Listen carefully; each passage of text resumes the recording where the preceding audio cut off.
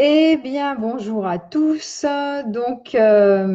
Voilà, j'avais prévu aujourd'hui de proposer un live. Donc, un live, c'est un échange avec vous. Vous pouvez me poser des questions, je vous vois, vous pouvez témoigner. Et là, je me suis dit que j'allais proposer une série de live sur les profils de l'énéagramme, qui sont, vous savez que je m'intéresse aux profils de personnalité, puisque j'ai même écrit un livre sur les 5 profils amoureux. Donc là, je vais passer par un autre modèle, une autre grille de lecture de la personnalité, qu'on appelle, attendez, alors on m'appelle, c'est pas le moment. Donc, je vais passer par un autre modèle de lecture de la personnalité qu'on appelle l'énéagramme. Et donc, je vais à chaque fois, je vais vous proposer de voir sur chaque profil comment le profil, par exemple, je vais commencer par le profil 1, qui est le perfectionniste, comment ce profil fonctionne en mode quand il est confiné, quand il est seul avec lui, comment ce profil fonctionne quand il est en relation avec les autres, si vous êtes confiné avec d'autres, et comment ce profil fonctionne dans le contexte et quelles sont les pistes et les solutions que vous pouvez trouver si vous êtes soit en mode solo, soit en mode confiné avec les autres, et les solutions que vous pouvez trouver si vous êtes dans le profil 1 de l'énéagramme ou si vous connaissez quelqu'un qui est 1 pour l'aider dans le contexte qui est celui dans lequel on traverse. Donc, le profil 1 de l'énéagramme, qui est ce qu'on appelle le perfectionniste.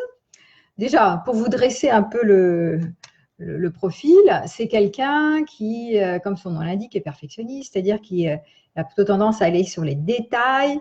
Il est organisé, c'est quelqu'un qui aime bien le respect des choses et qui est à cheval sur les valeurs. Donc, c'est quelqu'un qui fait souvent la morale, qui a des valeurs hautes et il est très idéaliste. Et donc, pour lui, il y a une bonne manière de faire. C'est souvent la sienne, mais c'est la loi communément admise de tous. C'est-à-dire, c'est le respect des règles, c'est le travail. On est orienté ici sur un profil qui est orienté devoir, obligation, respect des règles, à s'améliorer, le monde doit progresser. Voilà, donc c'est comme la fourmi et la cigale. Ici, on est dans le monde de la fourmi travailleuse.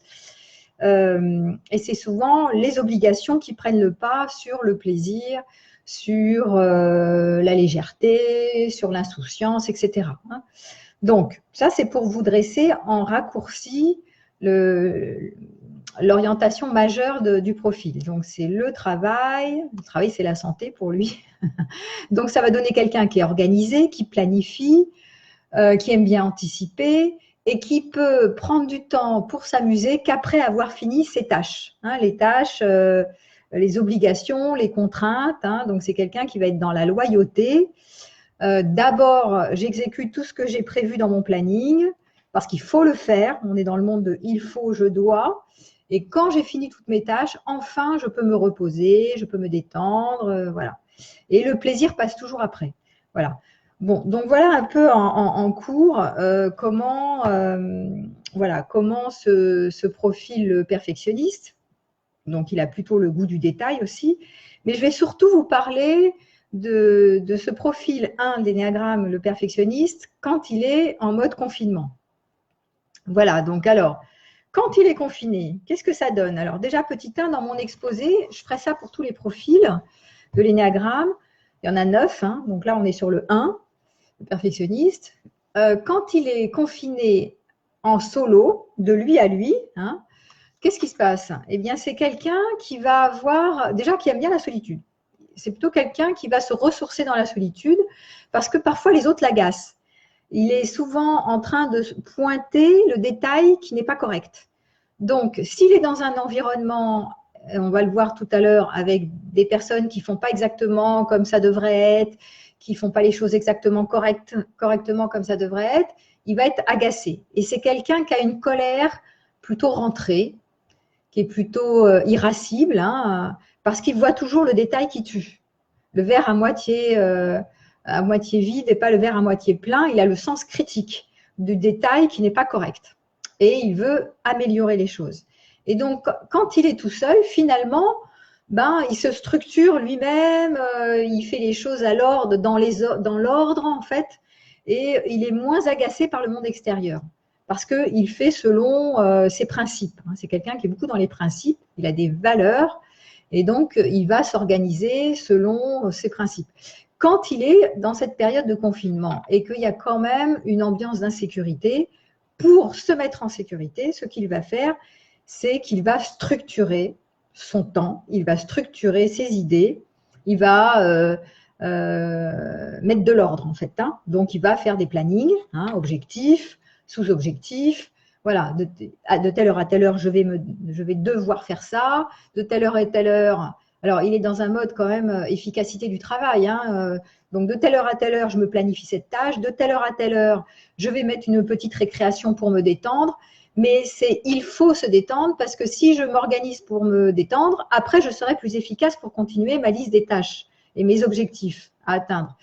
Donc, c'est quelqu'un qui va, s'il est seul dans le confinement, qui va faire ses programmes dans sa tête. C'est quelqu'un qui programme, qui anticipe et qui se dit, bon, je suis organisé le travail, donc je vais peut-être en profiter pour apprendre des choses intelligentes, pour me former, pour profiter pleinement de ce temps, pour aller vers mes objectifs qui sont des objectifs que je dois atteindre. Mais on est toujours dans un but de s'améliorer ici. Le 1 à son meilleur, le perfectionniste, c'est de devenir quelqu'un d'exemplaire. Parce qu'il travaille parfaitement. Parce qu'il va montrer l'exemple pour montrer comment il faut faire. Il a un côté idéaliste pour être un bon citoyen, pour être quelqu'un qui fait les choses de manière ordonnée. En Suisse, on dirait ordrée. Et pour que les choses aillent mieux dans le monde. On veut on veut s'améliorer soi, mais on veut faire progresser le monde aussi, que le monde aille bien autour de nous et l'humanité aussi. Voilà. Et donc, il a toujours des idées très précises. Donc, quand il est confiné seul avec lui-même, finalement, ça va plus mal. Il se structure, il se sécurise en se donnant de la structure. Et donc, c'est sa manière à lui de contrôler. C'est quelqu'un qui est beaucoup dans le contrôle, avec des pensées qui sont très organisées comme ça. On peut aussi dire souvent que le 1 a un côté obsessionnel. Les choses doivent se passer comme ça et pas comme ça. On est dans le bien ou le mal. Et donc, pour le 1, ça c'est bien, ça c'est pas bien. Donc, c'est une forme de clivage. Il y a les choses qui sont dans l'ordre et les choses qui ne sont pas dans l'ordre. Donc, il va être agacé si c'est pas dans l'ordre. Donc, quand il est seul avec lui, il va se mettre en ordre. Il va ordonner son agenda, il va classifier, il va aimer ranger, il peut être un peu maniaque, mais pas tant que ça. À partir du moment où il se retrouve dans son organisation personnelle, tout va bien. Ce n'est pas forcément quelqu'un qui est maniaque, de la poussière, etc. Mais il faut que les choses soient en ordre. Et plus c'est en ordre, plus il y a du cadre, plus le 1 se sécurise, plus il se détend en fait. Donc, il a besoin du cadre en fait. Et il va se donner un cadre à lui-même. Et plus il se donne un cadre, et plus en fait, ça l'apaise. Voilà. Donc ça, c'est souvent comme ça qu'il trouve de la sécurité. On verra pour chaque profil comment chaque profil peut se sécuriser lui-même et comment les autres peuvent le sécuriser. Donc, si vous êtes… Alors après, je vais prendre l'exemple du 1 qui est confiné avec des autres, c'est-à-dire avec son conjoint ou avec ses enfants ou avec sa famille, etc. Donc, dans les facilités, eh bien, ça va être quelqu'un qui va mettre de l'organisation, des règles, des principes. Il va sécuriser en donnant un cadre. Et puis, par contre, il va être agacé parce qu'il y a beaucoup de proximité, parce qu'on est confiné, donc on est proches les uns des autres. Il va être vite agacé si les autres ne font pas les choses exactement comme ils devraient le faire. Donc ça va être, il va être irascible et critiqué. Plus il est énervé, plus il est agacé, plus il critique. Il devient persécuteur critique. ça ne devrait pas être comme ça ne doit pas être comme ça, là, c'est pas comme ça qu'il faut faire. Voilà, il va pointer comme ça du doigt en étant critique avec ses proches si les autres ne fonctionnent pas comme lui. En fait, pour le 1, il y a une seule bonne manière de voir les choses, c'est la sienne. Donc, ou tu penses comme lui ou tu penses comme lui. Hein, c'est le côté obsessionnel de l'affaire. Quand je dis obsessionnel, c'est qu'il peut être envahi par des pensées obsessives. Voilà, il ne contrôle pas. Hein, c'est quelqu'un qui aime contrôler, mais parfois, à force de vouloir tout contrôler, et se contrôler lui, c'est quelqu'un qui est dur avec lui-même. Il est très exigeant avec lui-même et avec les autres, mais surtout avec lui-même. On dit souvent que le perfectionniste a une tendance à se juger, à être persécuteur avec lui, très tyrannique, parce qu'il est supra-exigeant avec lui-même. Et du coup, il est toujours en train de s'engueuler. C'est jamais assez bien ce qu'il fait. Il fait toujours des erreurs. Après, il regrette. Donc, il a un dialogue dans sa tête, une petite voix qui jacasse, qui l'engueule et qui n'arrête pas de lui mettre la pression pour lui dire c'est pas assez correct, c'est pas assez correct. Et du coup, il fait la même chose aussi. Il peut être très exigeant aussi avec les autres qui l'entourent. Les choses sont pas à leur place, ça doit être à leur place. Donc, il veut faire respecter l'ordre.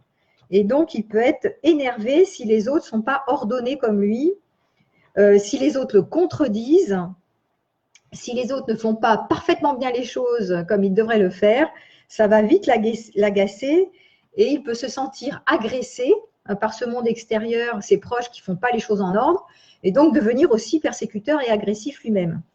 Ce n'est pas une colère explosive, c'est une colère métallique, argumentée, contrôlée, hein, parce que pour lui, une colère explosive, chaude, ça serait sale. Ça serait sale dans le sens, on n'en met pas partout. On fait des choses en ordre. Hein.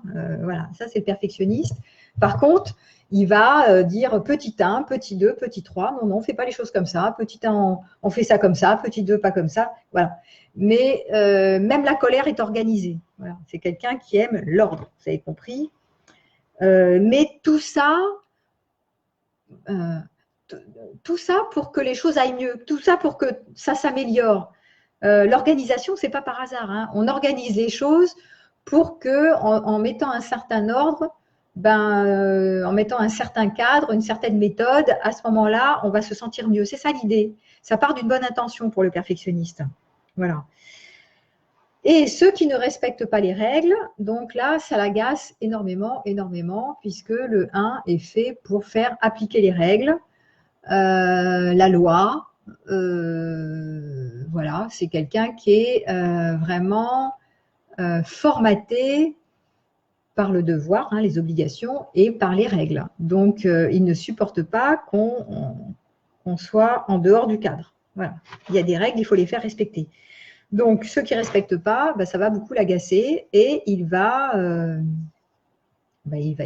pointer du doigt que ce n'est pas normal, il va faire la morale, c'est quelqu'un qui va donner des conseils et faire la morale et vous reprocher de ne pas faire exactement comme vous devriez faire. Voilà. Alors, ça c'est le 1 avec les autres, hein, quand il est confiné avec les autres, donc il peut devenir pinailleur, à cheval sur les détails et vraiment bloqué sur un détail et ne plus voir l'essentiel. C'est ça le problème. Hein. Quand il est câblé sur le détail qui tue, qui n'est pas comme ça devrait être, il le perd de vue le global. Et donc, il n'est pas très détendu. Vous avez vu, c'est un profil qui peut être très, très tendu, très contrôlant et donc très tendu. Et dans l'énéagramme, si vous allez regarder le modèle de l'énéagramme, vous allez voir que il a une correspondance sur le profil 4, le profil 4 que je développerai un peu plus tard, qui est le tragico-romantique. À son plus mal, il devient 4. Donc, c'est quoi? Mais le 4 a son pire, le tragico-romantique a son pire.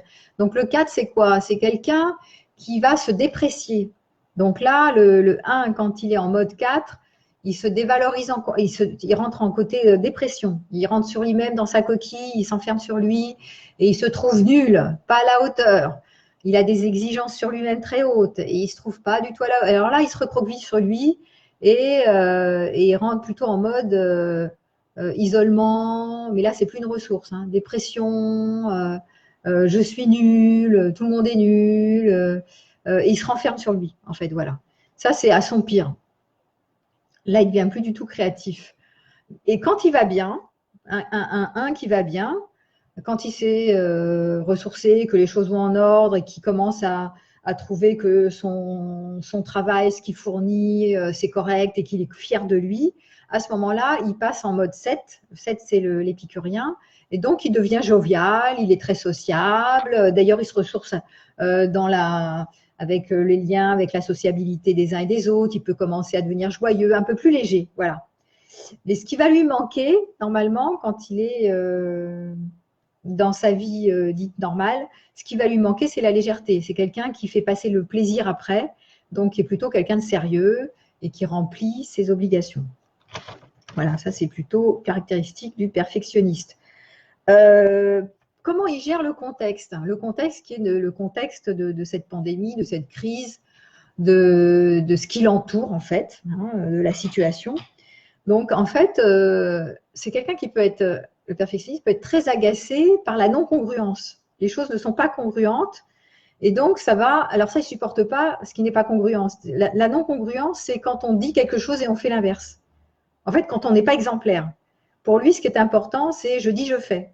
Pareil, tu dis, tu fais, tu t'engages, quoi. C'est quelqu'un qui est engagé. Quand tu dis un truc, bah, tu appliques ce que tu dis. Tu ne fais pas à côté tout et n'importe quoi. Il ne supporte pas ce qui est chaotique, fantaisiste, n'importe quoi, n'importe comment. On fait les choses en ordre à leur place. Et donc, vous avez vu que la France n'est pas forcément le pays le plus congruent. Ça peut beaucoup l'agacer, ce contexte où, par exemple, au début, le gouvernement a dit oui, bah, c'est pas grave, vous portez pas le masque, vous risquez rien, c'est pas dangereux, etc. Et puis, quelques temps après, ils ont dit l'inverse. Ils ont dit, mais non, il faut que tout le monde porte un masque parce que si vous portez pas un masque, bien c'était très dangereux, c'est une histoire et on met beaucoup de contrôle après, etc. Donc, ce qui peut agacer le 1 dans cette situation, c'est cet effet de non-congruence, c'est-à-dire on s'est mal préparé, alors que d'autres pays se sont beaucoup mieux organisés et mieux préparés. Donc, il va critiquer, il va dire que c'était pas mature, que c'était pas responsable. On dit un truc, on fait l'inverse. C'est le bordel. Voilà.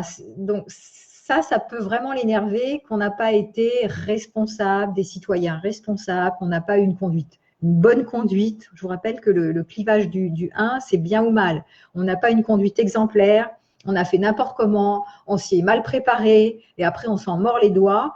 Pour lui, ça c'est inadmissible. C'est vraiment quelque chose dans son esprit, ça ne devrait pas exister. Normalement, on prévoit, on organise, on anticipe, on est responsable, on ne fait pas n'importe quoi, n'importe comment. Donc, pour lui, tout ce qui n'est pas congruent va être vraiment plus qu'agaçant. Ça le sort de lui, quoi. Donc, il va rentrer dans quelque chose qui va renforcer son côté moralisateur, par exemple. Et ça va renforcer son clivage. Il y a une bonne conduite et une mauvaise conduite.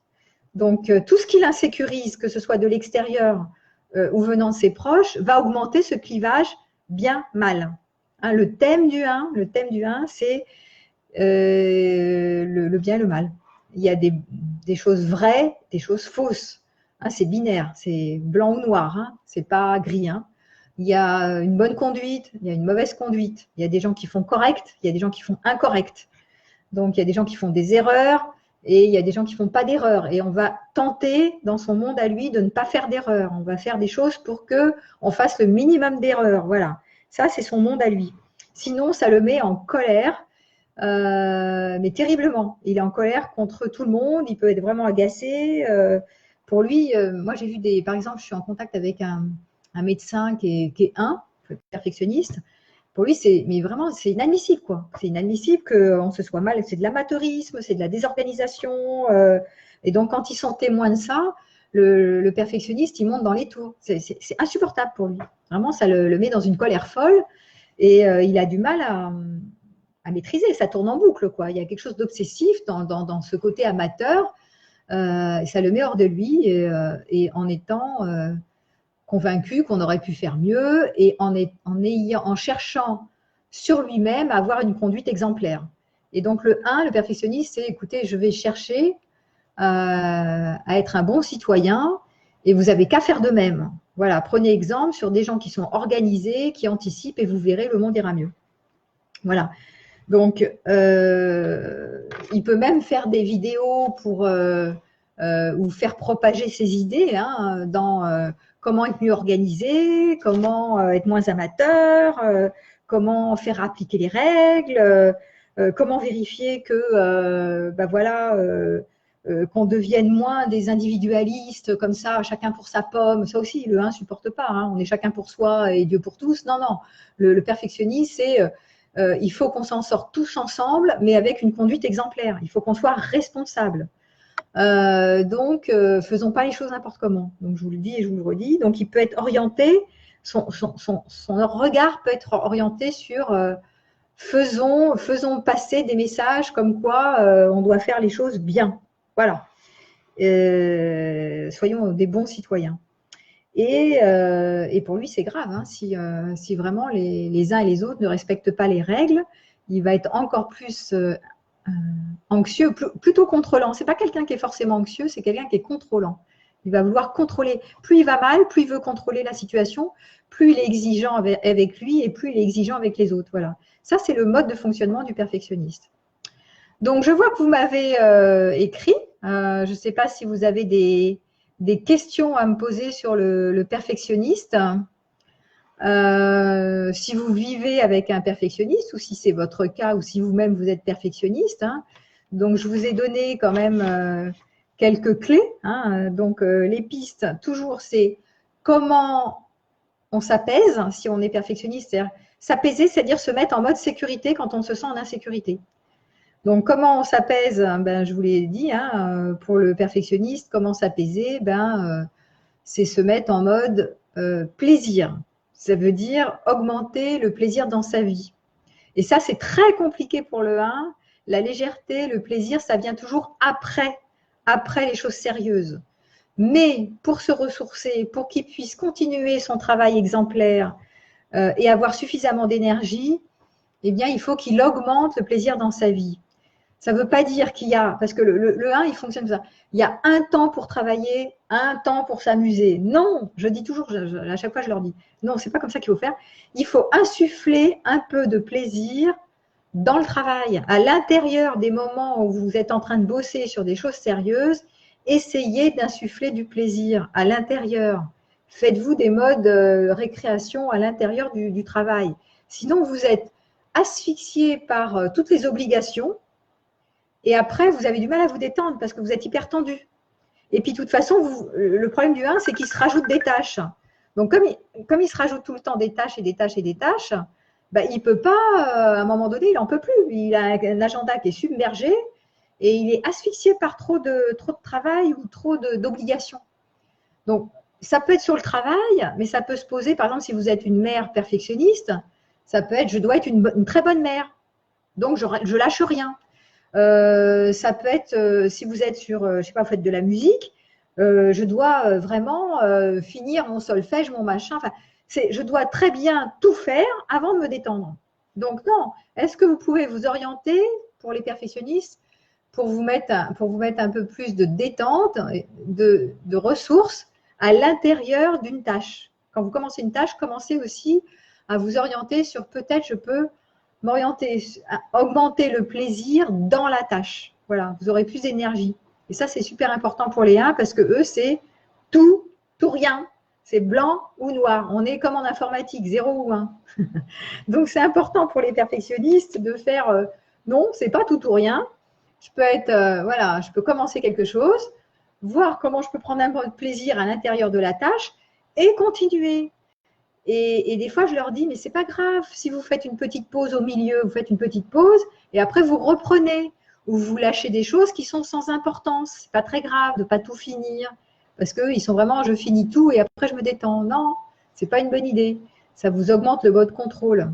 Voilà. Et aussi se donner le droit à l'erreur. Ça aussi, c'est quelque chose qui aide les perfectionnistes. C'est pas grave si je fais pas tout parfait. C'est pas dramatique. Le monde va pas, voilà. Alors, évidemment, ils sont hyper consciencieux, hyper organisés, mais parfois, c'est excessivement, c'est trop. Il y a des moments où on peut lâcher prise. Il y a des moments, d'ailleurs, c'est le problème, c'est de lâcher prise chez les 1. Il y a des moments où, je ne sais pas, si vous êtes médecin, il y a des moments où vous ne pouvez pas lâcher, il faut être hyper au taquet, mais il y a des moments, ce n'est pas la peine d'être tout le temps au taquet. Donc, il y a des moments où on peut se détendre, voilà. On peut lâcher un peu, et après, on se remet à travailler sérieusement. Voilà ce que je voulais vous dire pour le perfectionniste. Donc, c'est important que vous ayez eu ces quelques éléments. Je pense que plus on se connaît, plus on repère notre profil, ce que j'ai toujours dit dans les profils de personnalité, hein, plus on connaît notre fonctionnement et plus on peut s'aider soi-même, plus on repère si c'est un de vos enfants ou votre conjoint qui est perfectionniste, plus vous pouvez l'accompagner déjà pour le prendre à l'endroit où il est. Il ne fait pas exprès d'être comme ça, parce que c'est quelqu'un qui est tendu, c'est quelqu'un qui est contrôlant, donc il ne fait pas exprès d'être comme ça, et encore plus tendu si justement les choses ne sont pas en ordre. Donc l'idée, c'est quand même d'aller un peu dans son sens, et puis après de l'aider à se détendre, d'insuffler un peu de légèreté. Hein, voilà. Les choses corporelles peuvent l'aider. Hein, quand il est plus dans le corps, c'est quelqu'un qui est kinesthésique. Kinesthésique, ça veut dire qu'il est assez sensoriel et sensuel. Donc, tout ce qui est ressources corporelles va l'aider. Jardiner ou faire des choses, du massage, tout ce qui est corporel aide le perfectionniste à aller mieux, à se détendre un peu dans sa tête. Hein. Sinon, il monte beaucoup dans sa tête pour voir ce qui ne va pas. Voilà. Donc ça aussi, c'est une piste. Hein. Si vous accompagnez quelqu'un, si vous êtes avec quelqu'un de perfectionniste, aidez-le à s'apaiser, à se détendre un peu, à rigoler un peu, et après à revenir aux choses sérieuses. Hein. Il y a un temps pour être sérieux et un temps pour se détendre, mais on peut aussi faire les choses. Ce que je dis souvent, on peut mettre de la légèreté dans la profondeur. C'est-à-dire, on peut s'amuser en travaillant. Voilà, quand c'est possible. Je ne dis pas tout le temps, hein. Mais on peut être à la fois consciencieux et à la fois détendu, quoi, à la fois tranquille. Sinon, il monte en pression, parce que le perfectionniste monte en pression, en pression, en pression, et après, il n'a plus de jus. Et donc, il peut imploser, ce que je vois, les conduites arrivent chez les perfectionnistes, imploser ou exploser. Imploser, s'il tombe malade. Exploser, il va vraiment être, il peut devenir agressif. Et c'est souvent pas tellement sur les autres parce qu'il n'a pas le droit, il a une règle qui est je ne dois pas être violent. Il s'interdit la violence sur les autres puisque c'est mal. Donc lui, il veut faire le bien. Donc il va plutôt se faire mal sur lui. Moi, j'ai vu un qui s'était tapé le poing ou la tête, enfin voilà, il s'était tapé contre un mur et s'était bloqué le petit doigt, quoi, par exemple. Hein. Il s'était fait une fracture du petit doigt. Et vous voyez, c'est plutôt quand la pression monte, et que je veux contrôler et que j'y arrive pas, à un moment donné, il peut vraiment devenir violent, mais plutôt sur lui en général. Hein. Voilà, donc ça, c'est important d'être au courant de ça pour accompagner les perfectionnistes et les aider à se sécuriser et à se détendre un peu. Voilà. Écoutez, c'est le premier live sur les profils de l'énéagramme. Peut-être pour certains, c'est une découverte et pour d'autres, c'est peut-être quelque chose que vous connaissez déjà. Vous pouvez aller sur Internet aussi. Il y a aussi, si vous voulez savoir votre profil, il y a des tests gratuits sur l'énéagramme. Moi, j'ai donné pas mal de cours là-dessus. Donc, je sais qu'il y a des sites qui sont très bien faits ou des livres qui sont bien faits sur les profils de l'énéagramme pour avoir un peu plus d'informations que ce que je donne. Là, je voulais vraiment travailler avec vous sur énéagramme et confinement, hein, particularité, dérapage et solutions quand on est en période de confinement, parce que c'est quand même un contexte quand même assez particulier et c'est bien de s'entraider les uns des autres et de mieux se connaître et de voir, tiens, comment je peux accompagner mon prochain s'il est pris par son conditionnement, puisque le profil de personnalité donne des conditionnements et on ne peut pas s'empêcher d'être, c'est plus fort que nous, hein, on ne peut pas s'empêcher d'être comme ça. C'est ça qui est terrible, c'est que plus le 1 va mal, moins il peut s'empêcher de travailler dur, de faire les choses correctement, de vouloir progresser, s'améliorer et de faire progresser le monde et d'être responsable. Donc, plus il va mal et moins il peut s'en empêcher, plus il veut devenir exemplaire. C'est comme ça. Voilà. Il y a du bon là-dedans, il y a de l'excès, mais il y a du bon là-dedans. Donc, c'est bien aussi de voir, de prendre les choses à l'endroit où ils sont, de prendre les personnes à l'endroit où elles sont et de voir la qualité du défaut. Ici, la qualité, hein, c'est la responsabilité, c'est l'organisation, c'est la planification, c'est le côté consciencieux, c'est le côté citoyen aussi qui cherche le bien de l'humanité. Voilà. Eh bien, je vous remercie de m'avoir écouté. Et puis, je vous dirai quand ça sera le prochain. Alors, attends, j'ai une question. Comment switch-t-on en mode plaisir sans être dans le je dois arrêter de travailler, aller plus dans le plaisir, m'a demandé Emma. J'ai répondu à cette question. C'est pas je dois, il faut. Le monde du 1, c'est je dois, il faut. Je dois travailler, je dois m'amuser. Parce que si je m'amuse, je fais une récré et après je vais travailler. Non, c'est pas ça l'idée. C'est pendant que je travaille, est-ce que je peux, je sais pas, me mettre rajouter quelque chose qui me fait du plaisir, tu vois. Par exemple, augmenter mon confort, prendre une petite tasse de thé, mettre une petite douceur, tu vois. Faire quelque chose qui m'augmente mon plaisir, qui me mette des ressources dans l'instant pendant que je travaille, plutôt que d'être orienté travail, sérieux, sérieux, sérieux, sérieux, et après, je me repose. Non. Est-ce que je peux me reposer aussi un peu, je peux me détendre un peu pendant que je travaille, tu vois? C'est ça le 1. C'est comprendre que je peux à la fois me détendre un peu et à la fois travailler. Pas un temps pour ça, un temps pour ça. Voilà, ça va l'aider. Bah voilà, donc je pense que j'ai répondu. C'était important cette question d'ailleurs, parce que c'est vrai que j'oublie souvent que le 1, c'est vraiment tout ou rien. Hein. C'est 0 ou 1, c'est comme en informatique, c'est binaire. Est-ce que le perfectionniste dévoile facilement ses sentiments? Non, parce que c'est quelqu'un qui se contrôle et qui n'aime pas faire des erreurs, donc qui a honte. Ça dépend des perfectionnistes. Il y a des perfectionnistes qui ont travaillé sur eux, qui ont déjà fait un chemin d'introspection et qui vont dire je me connais, je suis comme ci, je suis comme ça. Mais il y a quand même une honte à ne pas être parfait, c'est-à-dire à être fragile. Ils sont très exigeants vis-à-vis d'eux, hein, ils se blâment. Hein. Ils sont toujours en train de se dire je ne devrais pas être comme ci, j'aurais pu faire mieux, j'ai pas fait assez. Donc c'est pas facilement, c'est pas quelqu'un qui facilement va avouer ses faiblesses. Il le voit comme des faiblesses, hein, qui va dire je suis nul, j'aurais pas dû faire. Non, il va plutôt avouer à son partenaire euh, que c'est l'autre qui devrait faire comme ça, tu vois. Il va plutôt l'engueuler. Il va s'engueuler, il va plutôt projeter que l'autre devrait faire autrement. Voilà. Et quand il va pas bien, eh ben, en général, il s'isole. Il se remet dans sa bulle et il reste avec lui et il se protège du monde extérieur. Mais il ne va pas tellement avoir tendance à raconter ses fragilités. Il faut aller le chercher, en fait. Ce que j'ai remarqué avec les perfectionnistes, quand vous voyez qu'il est trop dans la dureté, c'est quelqu'un qui va monter dans la dureté, qui va être dur avec lui, dur avec les autres. En fait, il faut aller le chercher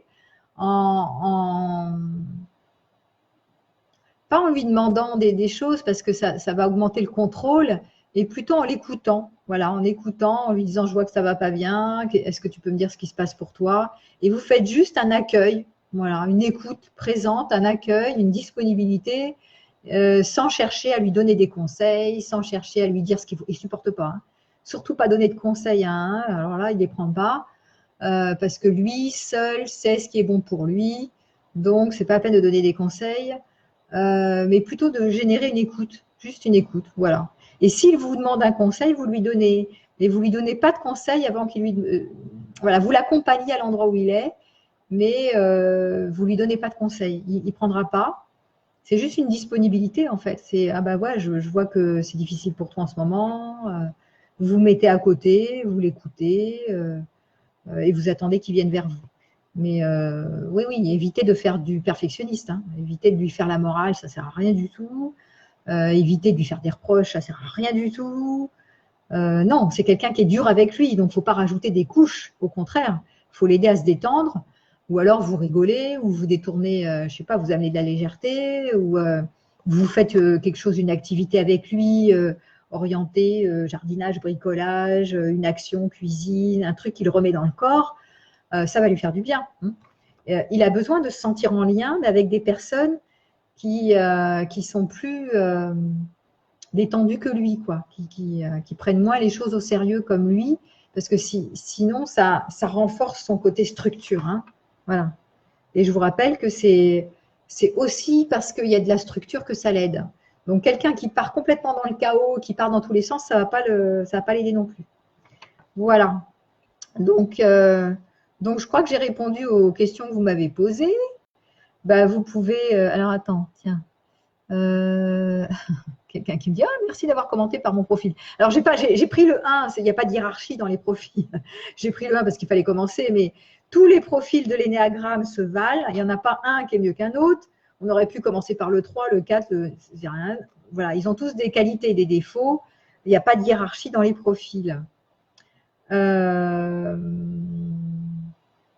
Oui, je ferai peut-être des conférences sur l'homosexualité, mais là, je suis sur les profils de l'énéagramme. Et si on prend un peu de distance ou une sorte, oui, tout à fait, pour les perfectionnistes, bien sûr, faire une pause, se mettre à distance, se ressourcer, c'est comme ça qu'ils se ressourcent, je l'ai dit, c'est dans la solitude, souvent ils se ressourcent avec eux-mêmes, en faisant des choses, en étant dans leur, je sais pas, il y en a qui aiment faire de la musique, ils font de la musique, il y en a qui aiment écrire, ils vont écrire, voilà, ils vont se ressourcer avec leur propre manière de se ressourcer.